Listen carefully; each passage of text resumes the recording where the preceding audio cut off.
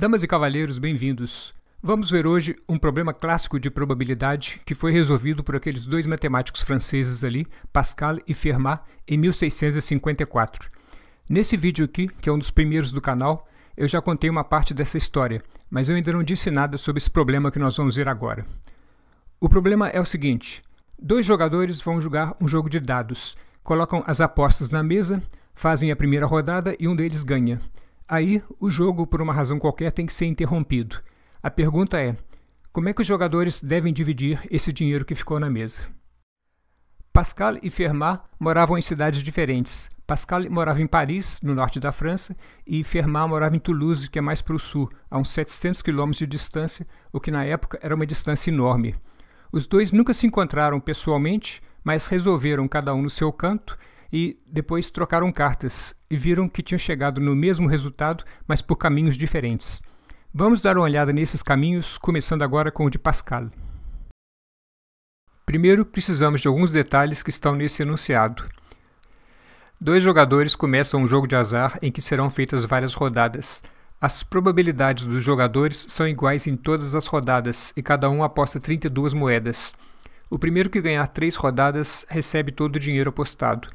O jogador A ganha a primeira rodada, mas logo a seguir o jogo tem que ser interrompido e o dinheiro das apostas repartido entre os jogadores.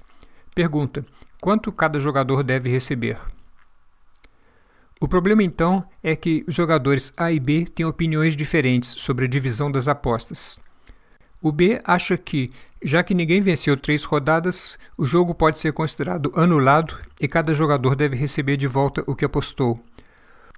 O jogador A acha que, já que ele venceu a primeira rodada, ele teria maior probabilidade de vencer o jogo e por isso deveria levar uma parcela maior. Pascal e Fermat consideraram que o jogador A estava certo e que ele deveria levar uma parcela proporcional à sua probabilidade de vencer, se o jogo tivesse continuado. O problema agora é como calcular essa probabilidade. Vamos ver primeiro a solução que Pascal deu ao problema. Vamos representar os jogadores pelas letras A e B. O jogo foi interrompido depois da primeira rodada, mas para calcular as probabilidades, temos que levar em conta também o que aconteceria se o jogo tivesse sido interrompido depois da segunda, da terceira ou da quarta rodadas. O máximo de rodadas que podem ser feitas antes que o jogo termine é 4, cada jogador ganhando 2 rodadas. Na próxima rodada, com certeza, um deles vai ganhar o jogo. Vamos chamar isso de caso 1. A ordem das letras aqui não interessa, tanto faz escrever AABB ou então ABAB, ABBA, etc. O que interessa é que cada jogador ganhou 2 vezes. E vamos fazer as contas do ponto de vista do jogador A. Se fosse possível fazer mais uma rodada, o A poderia ganhar essa rodada ou então o B. Se o A ganhasse essa rodada, ele teria ganhado 3 vezes e receberia então o total das apostas. Se o B ganhasse, ele levaria todo o dinheiro e B não receberia nada. Isso quer dizer que, se o jogo tivesse continuado, o jogador A poderia ter recebido 64 ou 0. Como o jogo foi interrompido, A deve receber a média entre esses dois valores, mas ponderada pelas suas probabilidades, que são meio. Essa parcela dá 0, 64 vezes meio igual a 32. Como as duas probabilidades vão ser sempre iguais nesse problema, essa média ponderada é equivalente a uma média simples. Podemos então simplesmente somar os dois números e dividir por 2, o que dá 32. Se o jogo foi interrompido na quarta rodada, então, depois que cada jogador ganhou 2, o jogador A deve receber 32 moedas. Aqui, 2 comentários. O primeiro, que esse resultado é óbvio. Se os dois jogadores estão empatados, cada um deles ganhou 2 rodadas, e o jogo foi interrompido, é óbvio que cada um deles deve pegar de volta o que apostou. Não era nem preciso ter feito essas contas aqui. Mas eu mostrei as contas porque a mesma lógica vai ser usada nos outros casos. Segundo, que essa média ponderada aqui é o que hoje é chamado na teoria de probabilidade de valor esperado, mas na época esse conceito ainda não tinha sido criado. O caso 2, retrocedendo um pouco, vamos supor que foram feitas 3 rodadas e o jogador A ganhou 2 e o B ganhou 1. Se fosse feita mais uma rodada, A e B poderiam ganhar. Se for o A que ganhou, ele teve 3 vitórias e ganhou o jogo. Ele vai receber então 64 moedas. Se for o B que ganhou, os dois jogadores estarão empatados, cada um deles com 2 vitórias. E estaremos de volta no caso 1. A então deve receber 32 moedas. Como o jogo foi interrompido e essa quarta rodada não foi feita, A deve receber a média entre esses dois valores, entre 64 e 32, o que dá 48. O caso 3. Supondo agora que foram feitas 2 rodadas e cada jogador venceu uma. Na próxima rodada, A poderia ganhar ou perder.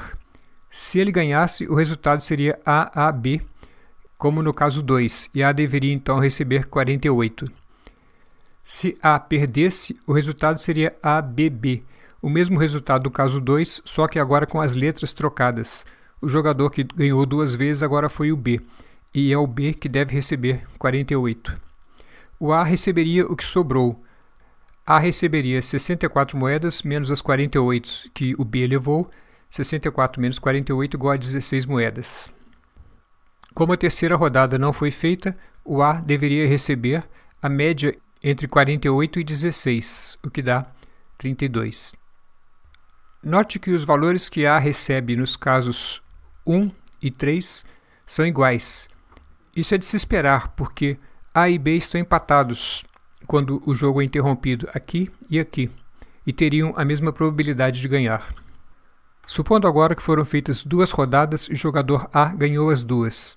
Na próxima rodada, A pode ganhar ou perder. Se ele ganhar, ele teve 3 vitórias e ele leva o total das apostas. Se ele perder, o resultado seria A-A-B, que é igual ao do caso 2, e A receberia 48. Se o jogo for interrompido, então, A vai receber a média entre 64 e 48, o que dá 56. Para terminar, chegamos ao caso que está no enunciado do problema. Foi feita uma rodada só e A ganhou. Se houvesse uma segunda rodada, A poderia ganhar ou perder. Se A ganhar, o resultado seria AA, como no caso 4, e A receberia 56. Se A perdesse e B ganhasse, os jogadores estariam empatados, como no caso 3, e A deveria receber 32. Como o jogo foi interrompido depois da primeira rodada, o jogador A deve receber a média entre 56 e 32, o que dá 44. Essa então é a resposta que Pascal deu ao problema. Esse caso 5 é a resposta para o problema original, qual deve ser a divisão das apostas depois que o jogador A ganhou na primeira rodada e o jogo foi interrompido. Mas para calcular isso, precisamos de calcular também os outros casos todos, porque a solução do caso 5 depende da solução dos casos 4 e 3, e esses dependem da solução do caso 2, e esse depende da do caso 1. Pascal, apesar de ter morrido antes dos 40 anos de idade, é considerado hoje uma das personalidades mais importantes da história da França. Ele foi matemático, um dos fundadores da teoria de probabilidades, e criou, por exemplo, o triângulo de Pascal, que calcula aqueles coeficientes para análise combinatória. Mas ele também estudou física, principalmente pressão atmosférica, e hoje a unidade de pressão no sistema internacional é chamada de Pascal. Aquele ali é um medidor de pressão americano e tem 2 escalas. Primeiro a PSI, a escala americana, Pound per Square Inch, libra por polegada quadrada. E depois a escala internacional em quilopascal, milhares de pascal. Pascal também foi escritor e filósofo, e os livros que ele escreveu ainda se encontram hoje em qualquer livraria francesa. Vamos ver agora o que Fermat fez. Fermat era magistrado e advogado, mas nas horas vagas ele estudava matemática, imagine. Mesmo assim, ele é considerado atualmente um dos 2 maiores matemáticos daquela época, início do século XVII, ao lado de Descartes. Fermat resolveu de uma maneira mais simples do que Pascal. Fez uma lista de todos os resultados possíveis em 5 rodadas, considerando que o jogador A já venceu a primeira rodada, e contou em quantos desses resultados A consegue 3 vitórias e ganha o jogo. Isso é o mesmo que representar os resultados possíveis em diagramas de árvore, como a gente faz hoje em dia. Mas naquele tempo esses diagramas ainda não eram usados e Fermat teve que fazer listas. Essa daqui mostra só os ramos em que a primeira rodada foi vencida por A, que são os que nos interessam. Os As estão destacados em vermelho. Isso dá um total de 16 ramos possíveis. É claro que existem também 16 ramos em que B venceu a primeira rodada, mas esses não interessam nesse problema. Aqui nesses 4 ramos, o A ganhou nas 3 primeiras rodadas e o jogo acaba. Não é preciso fazer essas 2 últimas rodadas. Nesses 2 ramos aqui, o A ganha na 4ª rodada e a 5ª rodada é necessária. E o mesmo acontece aqui. Nesse ramo, nesse daqui e nesse daqui, o A ganha na 5ª e última rodada. Nesses 5 ramos que sobraram, foi o jogador B que ganhou o jogo. Como as probabilidades de A e B são iguais em cada rodada, qualquer desses 16 ramos tem a mesma probabilidade. Tanto faz ele conter As ou Bs. Para o jogador A, são 11 casos favoráveis, esses que estão marcados aqui, e 16 casos possíveis. A probabilidade de ganhar, então, será 11 sobre 16. O jogador B só tem 5 casos favoráveis e a sua probabilidade de ganhar o jogo é 5/6. Como os jogadores vão receber valores proporcionais a essas probabilidades de vencer o jogo, o jogador A deve receber 11/16 de 64, que é o valor total das apostas. Dividindo aqui e aqui por 16, isso dá 4 vezes 11 igual a 44. O jogador B deve receber 5/16 de 64. Dividindo novamente por 16 aqui e aqui, isso vai dar 4 vezes 5 igual a 20.